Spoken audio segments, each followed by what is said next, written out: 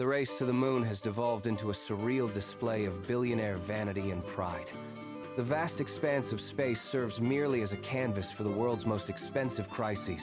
Jeff Bezos, seemingly content with tweeting cryptic images of turtles, has pivoted Blue Origin towards space. He envisions a lunar luxury that feels more like a gated community in the sky today. It is a project that resembles a suburban retreat rather than a serious, cold, scientific frontier. Meanwhile, Elon Musk has abandoned his long-standing obsession with the red dust of distant Mars. He declared the planet too inconveniently distant for the immediate needs of his own restless genius. Instead, he has poured billions into a self-growing city on the barren lunar surface below. This decade-long contest of ego-driven architecture has turned the moon into a billboard for dominance. It is a place where the primary objective is not exploration or any real human advancement. The goal is ensuring that one's own lunar habitat casts a longer shadow than the competitors. All while the public watches this absurd spectacle of cosmic one-upmanship unfold from the ground. The lunar landscape is becoming cluttered with gold-plated domes and complex, self-assembling habitats for elites. The reality of life inside these billionaire playgrounds begins to set in for the unfortunate few. These workers are recruited to maintain the gleaming structures that define this new, strange lunar age. The much-touted space train, designed to ferry inhabitants between these competing lunar empires, is now active. It is less a marvel of modern engineering and more a cramped, pressurized tube of promises. Prospective colonists quickly realize that while the view of Earth is unparalleled, the benefits are gone. The dental coverage is certainly not included in the contract signed by these desperate, weary souls.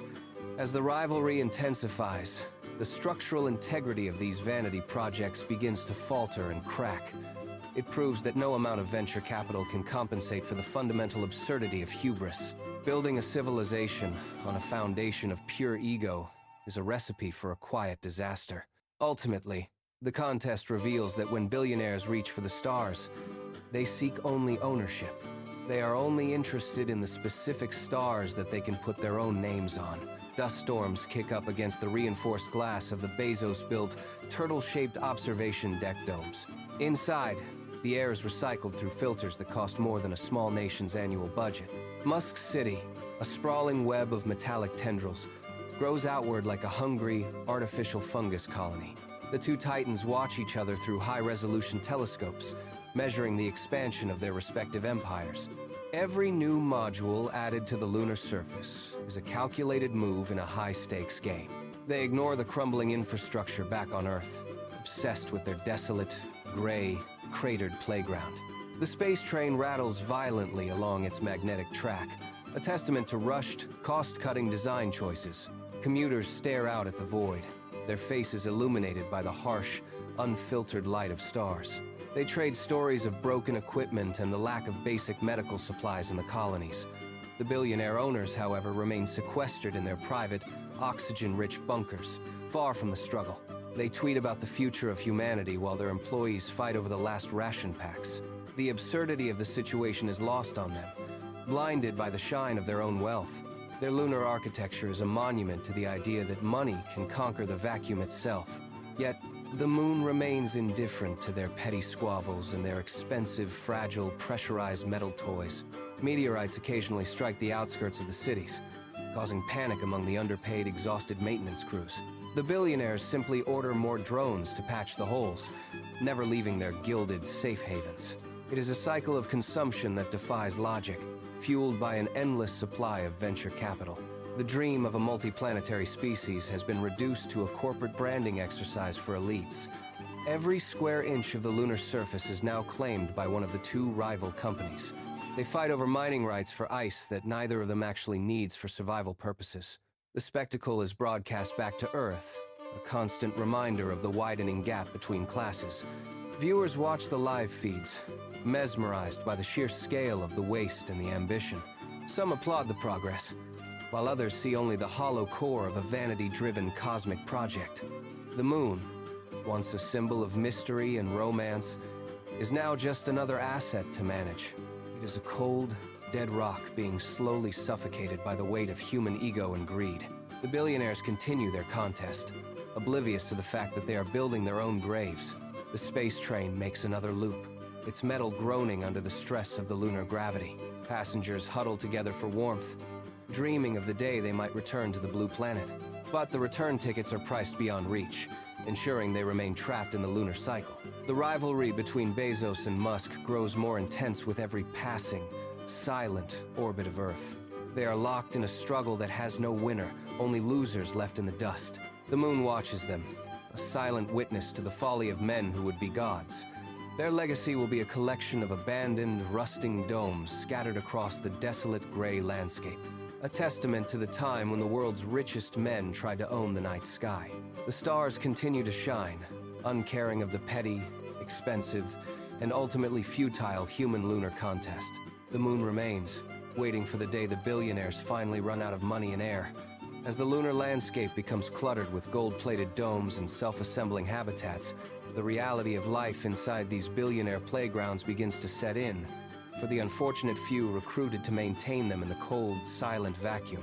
The much-touted space train, designed to ferry inhabitants between these competing lunar empires, is less a marvel of engineering and more a cramped, pressurized tube of broken promises.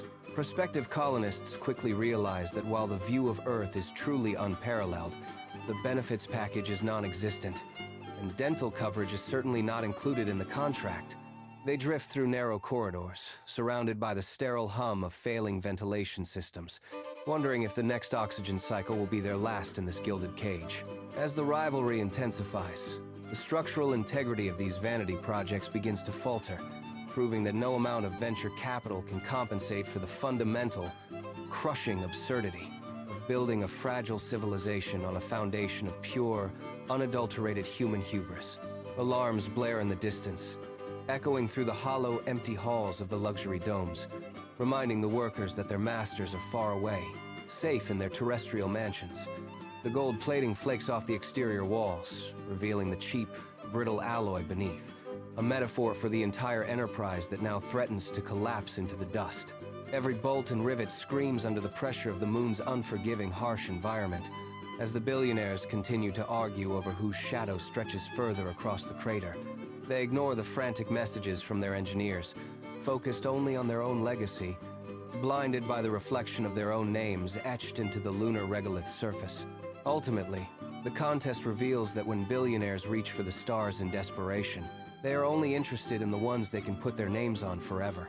The lunar dust settles over the abandoned equipment, burying the dreams of the elite, leaving behind only the silent, mocking craters that have seen empires rise and fall. The Earth hangs in the velvet darkness, a blue marble indifferent to the petty squabbles of men who thought they could own the heavens with a checkbook and ego. In the end, the moon remains what it has always been, a lonely, desolate rock, unimpressed by the gold-plated monuments to vanity that now litter its ancient, scarred face. The silence of space finally reclaims the landscape, swallowing the last echoes of the war, as the billionaires retreat to their bunkers, leaving the ruins for the stars to judge. The infrastructure, once a symbol of progress, now stands as a testament to greed, its wires dangling like frayed nerves across the desolate gray expanse of the Sea of Tranquility. Inside the primary hub, flickering monitors display stock prices that no longer hold any meaning, while the automated systems continue to cycle, oblivious to the lack of human presence. The air recyclers groan, struggling to process the stale atmosphere of a dying station, their mechanical wheezing the only sound in the vast, tomb-like structures of the elite. Outside, the solar arrays have tilted at odd, broken angles toward the distant, uncaring sun, unable to provide the power needed to maintain the artificial warmth of the domes. Frost begins to creep across the reinforced glass, obscuring the view of the stars. As the internal temperature drops steadily toward the absolute zero of the lunar night, the billionaires, safe on Earth, continue to tweet about their grand cosmic vision, completely disconnected from the frozen metallic graveyard they have created on the moon. Their vanity has left a permanent scar on the face of the celestial body, a reminder of a time when humanity thought it could conquer the infinite void. The automated rovers, still programmed with their original, redundant, and useless directives, continue to patrol the perimeter, kicking up dust that will never settle in the vacuum.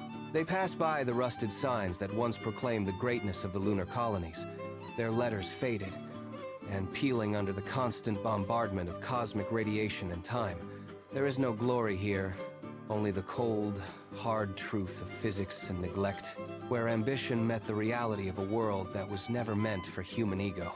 The history of this brief, expensive folly will be written in the layers of dust, eventually covered by the passage of eons and the slow, grinding movement of the crust. Future civilizations, if they ever arrive, will find only the remnants of our pride, puzzling over the purpose of these strange, gold-plated ruins left in the lunar dirt. They will see the names etched in metal and wonder who these small men were, and why they thought they could claim the moon as their own private property. The universe remains vast, indifferent, and entirely unaware of the billionaires' petty, loud contest as the moon continues its silent orbit, watching the Earth spin in the darkness. The final light in the dome flickers once, twice, and then vanishes into the night, leaving the moon to its ancient, eternal solitude, undisturbed by the reach of men.